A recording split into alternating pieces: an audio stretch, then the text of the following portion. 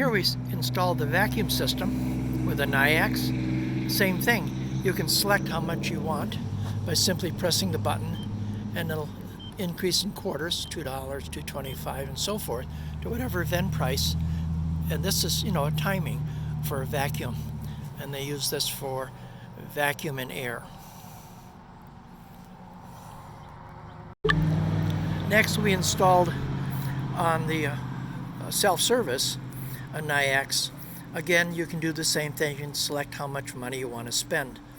In this case, they're vending $1.25. And still takes coins and credit cards. And then on the automated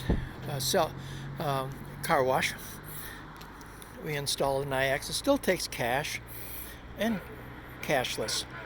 And you can select how much you want by just simply pressing the button like this: $2, $3, $4, $5, $6, whatever then price that the customer wants. And it takes cash and credit cards. Of course, it also takes the RFID cards and cellular phone. So now we have a complete, fully functional car wash that is operating cashless and cash.